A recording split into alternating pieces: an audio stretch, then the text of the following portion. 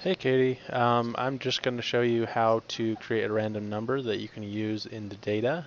You can see in the data and use it as needed. So I'm in a survey here and I just called it random ID generator.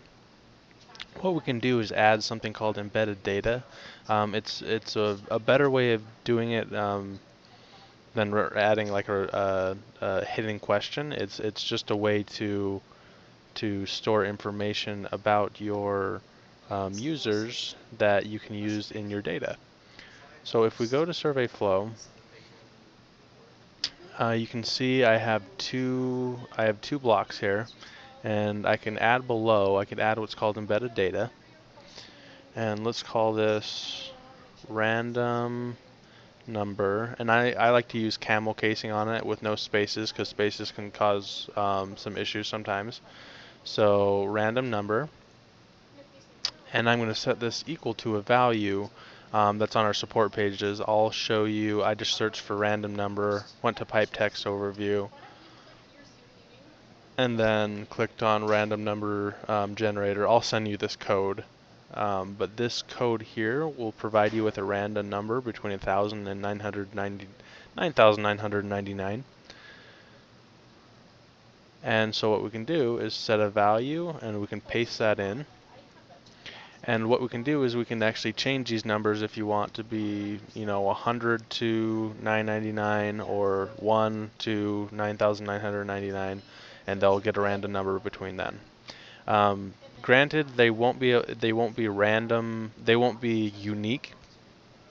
They probably will be unique, but there's a possibility they won't be.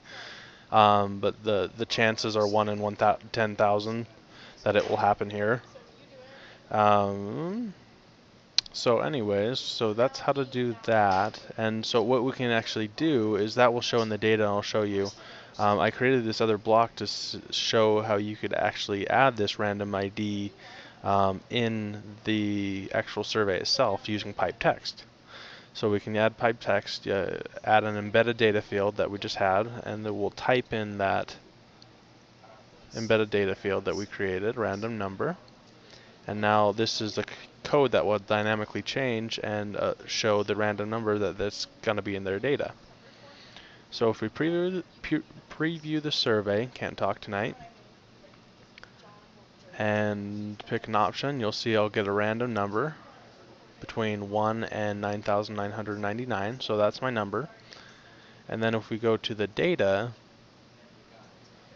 you'll see that it should show up here. Looks like there's some slowness in it showing up. But anyway, you'll see it as one of the options when you download the data. It will show as embedded data random number, and it will assign them whatever random number is assigned to them. Let me know if that makes sense, and if you have any further questions besides that. Thanks.